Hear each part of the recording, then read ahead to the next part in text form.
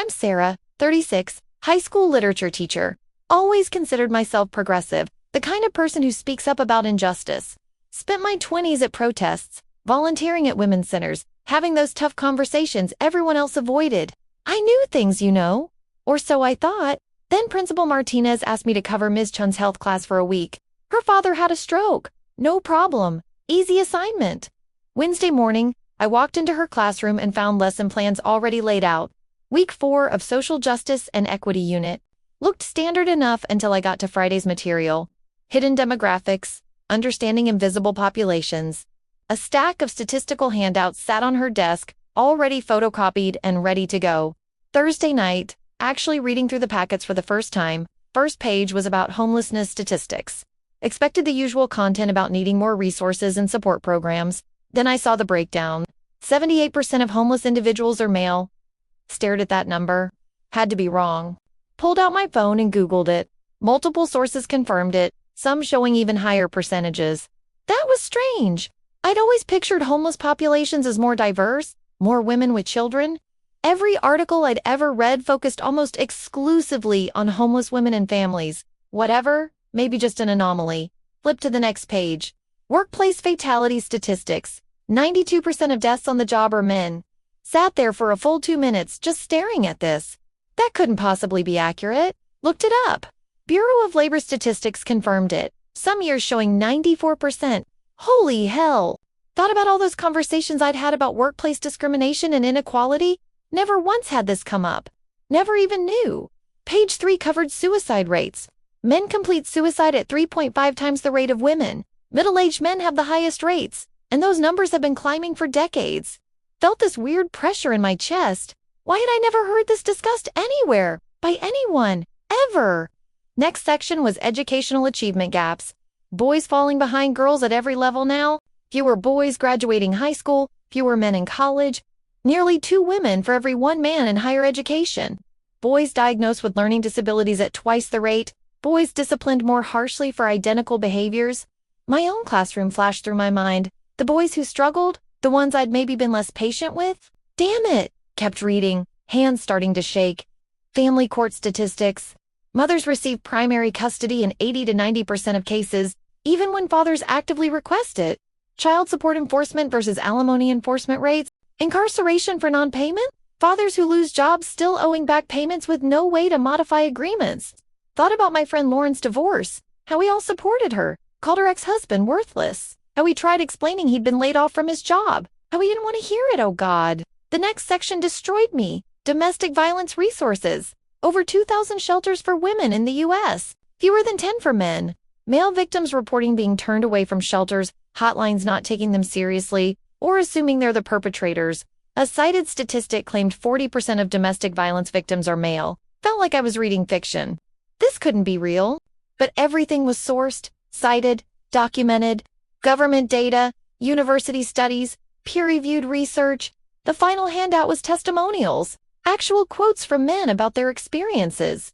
First one, I told my doctor I was depressed. He said to hit the gym and toughen up. I tried to kill myself 3 weeks later. Survived, obviously. Never told anyone else. Second, my ex has full custody. I see my daughter every other weekend. Never missed a payment, never been arrested, no substance issues. Judge said children need their mothers. I asked what I did wrong. Nobody had an answer. Third, homeless for 2 years. Every shelter was women and children only. I slept outside a building with a women's crisis center on the ground floor. The irony killed me. Fourth, my girlfriend hit me, left bruises. Called a domestic violence hotline once. The woman asked what I did to make her angry. Never called again. Fifth, I'm an elementary teacher. Love my job, but I'm the only man in the building. Parents request their kids be moved out of my class. Have to keep my door open always. Been accused twice of inappropriate behavior, both proven false. I'm exhausted, defending my right to exist here. Had to put the papers down, actually felt sick. Friday morning, hands still trembling as I distributed the handouts. Taught the lesson on autopilot. Students went eerily quiet as they read. One boy, Marcus, raised his hand. Ms. Sara, my uncle took his life last year. The entire class went silent. Everyone kept saying they didn't see it coming, but he posted about feeling alone constantly. Nobody really checked on him. My mom said he needed to be tougher. I didn't understand what that meant. Marcus was crying. A girl named Emma spoke up. My dad hasn't seen me in 4 years because of custody stuff. He tried so hard, but my mom's lawyer said things and now he only gets supervised visits he can't afford. Another student. My brother quit college. Said he felt stupid. Said all the support programs were for girls. Class devolved into this raw, honest sharing session I was completely unprepared for.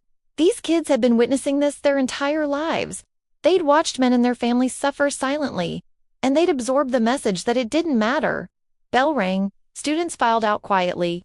Sat alone at Chun's desk and started digging deeper on my laptop, found academic papers about the empathy gap. Studies showing people demonstrate less sympathy toward male suffering. Experiments where identical scenarios produce different responses based solely on victim gender. Found discussions about male disposability, how male lives are valued less in crisis situations, women and children first, always. Found articles written by men attempting to discuss these issues. Read the comment sections. Oh my God. Men being called incels losers, bitter, pathetic, told to man up, told they're derailing conversations, told their problems aren't real, told they are the problem.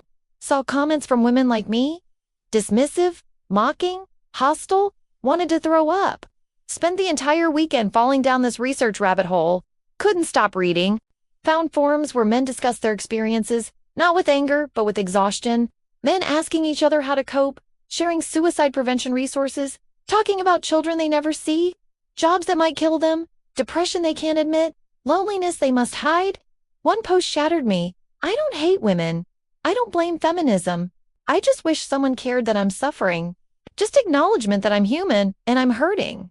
Hundreds of responses agreeing. Monday morning, could barely function. Kept looking at the boys differently. Marcus, who lost his uncle. Brandon, who lives with his grandmother because both parents had addiction problems, but mom got custody until she overdosed. Daniel, who's so quiet, so careful, apologizes for existing. Lunch break, colleague Michelle sat with me. You okay? You seem off. Didn't know what to say. Just blurted out, did you know 92% of workplace deaths are men? She blinked. No, is that real? Started rambling about male suicide rates and homelessness in custody, and began crying right there in the teacher's lounge. Complete breakdown. She hugged me, totally confused. Sara, what's happening? Why didn't anyone tell us? Why didn't they tell us? She had no idea what I meant. Tried explaining everything I'd learned. She listened, grew quieter. I mean, men don't really discuss feelings though, right? That's toxic masculinity or whatever. Something clicked in my brain. Michelle, what if we're part of the reason they don't? She got defensive. What? No, we support men being vulnerable. Do we though, really? Think about every time a guy tried to share something real with us. My ex-boyfriend Adam told me once he felt lost and terrified about his future. I told him to see a therapist, but also kind of lost respect for him. Felt less attracted afterward. We broke up 2 months later. I told friends he was emotionally draining and needed to work on himself. Oh my God, I'm part of this. Michelle was talking, but I wasn't listening. I was remembering every conversation, every dismissal, every time I centered women's issues and got irritated when men mentioned their own. Called it derailing, called it waitaboutism. What if it wasn't? What if they were just asking to be included in conversations about human suffering? Went home that night, couldn't eat. Called my brother. We aren't super close, but I needed to talk to a man I trust. Hey sis, what's up Jason? Can I ask you something weird? Sure. Are men okay? Like, are you okay? Long silence. That's a strange question. I know. I'm serious though.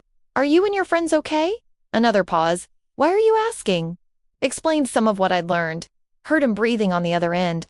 Sara, I tried talking about this at Kevin's barbecue 2 years ago. Remember? Vaguely? I mentioned the suicide thing and custody disparities. You told me I was being a men's rights activist. Like it was an insult. Felt like I'd been punched. I did say that. Yeah, got pretty angry actually. Said I was minimizing women's struggles. I wasn't. I was going through something. My friend had just lost his kids in a custody battle. He was devastated. I needed to talk about it. Tears streaming down my face. I'm so sorry. It's fine. It's not fine. I'm sorry. Are you okay? Longest pause yet. Honestly? No. Most of us aren't, but we learn not to talk about it. Why not? Because when we do, we get reactions like yours at that barbecue. Or worse, we're told we're weak or trying to silence women or we're dangerous or we need therapy. But also, therapy is expensive and full. And seeking therapy means admitting we can't handle our stuff. So what do? We suffer silently. We die silently. We cope however we can. Jason, I gotta go. Sara, dinner's ready. He hung up, sat on my couch in complete darkness. Next day, tried talking to other teachers about it.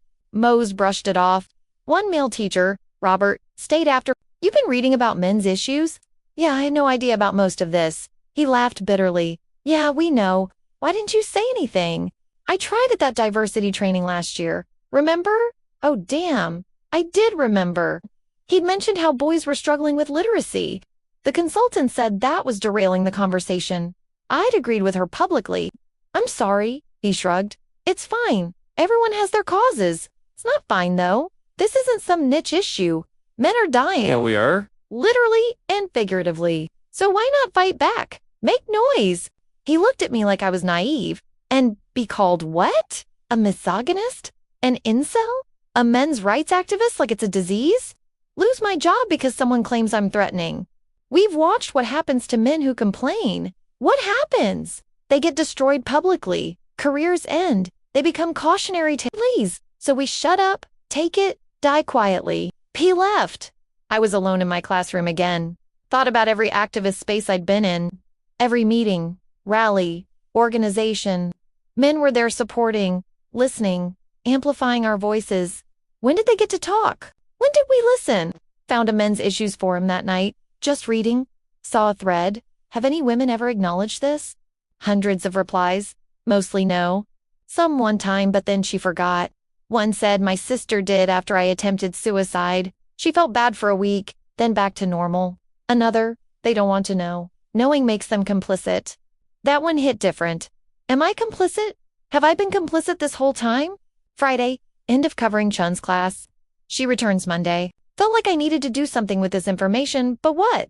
Tried talking to friends at happy hour. Do you guys ever think about men's issues? Immediate groans. Oh, God. Sara, did you get red-pilled what? No. I just men have all the advantages. They're fine. But the suicide rates, that's toxic masculinity. They need to fix their own problems. What if we're part of the problem? Friend Rebecca actually got angry. Are you serious right now? Women have been oppressed for centuries. I'm not saying we haven't. Just maybe men are also Also what? Suffering. Cry me a river. They run the world. Do they, though? Individual men? The ones dying at work? Sleeping on streets? The ones, oh my God, I can't believe you right now. What happened to you? Conversation ended. They think I've lost it. Maybe I have. Weekend alone with my thoughts. Keep returning to one question. Why didn't they tell us? But I know the answer now. They did. We didn't listen. We got angry when they tried. Called them names. Dismissed them. Told them to man up. Told them they were derailing. Told them their problems weren't real. Told them they were the problem. So they stopped talking. And we pretended that meant everything was fine. Monday, Chun is back. I caught her before school. Hey, thanks for covering. Of course. How's your father? Her face fell. We buried him Saturday. Stomach dropped. Oh my God, I'm so sorry. Yeah? He, ... suicide, world, stopped. He left a note. Said he was tired of being invisible, tired of hurting with nobody caring. Tears in her eyes. He tried getting help. Called hotlines. They put him on hold. Tried therapy. Waitlist was 8 months. Talked to friends. They told him to exercise more. We're both crying in this empty hallway. I teach that unit every year because these kids need to see this. Someone needs to see this. I saw it. I finally saw it. She nodded. What are you going to do about it? Didn't have an answer. That week, that month, everything felt different. See male suffering everywhere now. The father at conferences who isn't allowed to pick up his own son without supervision. The janitor working 3 jobs who sleeps in his car. The teenage boy asking why boys are doing worse academically, and I don't have a good answer. The male teacher eating lunch alone because he's not included in social events. Too risky. Tried bringing it up online. Got called to pick me. Told I'm seeking male validation. Told I'm a traitor to women. Lost followers. Don't care. Can't unsee this. 3 months later, still processing. Changed how I teach. More patient with struggling boys. Call out girls when they're dismissive of boys in discussions. Notice things I never noticed. Started quiet conversations with male teachers. They're shocked I'm listening, grateful, but also scared I'll stop. One tells me, I've been teaching for 22 years. You're the first woman who's ever really asked if I'm okay. Really asked. That breaks my heart but also fills me with purpose. Don't have answers yet, don't know how to fix this, don't know how to make people care, but I'm trying. Trying to listen, trying to see, trying to make space, trying to acknowledge that suffering isn't a competition, that compassion isn't finite, that men are human beings deserving empathy. Revolutionary thoughts, apparently, still feminists, still care about women's issues, but now care about everyone's issues. Crazy concept. The question still haunts me though. Why didn't they tell us? But I know they did. We just weren't listening.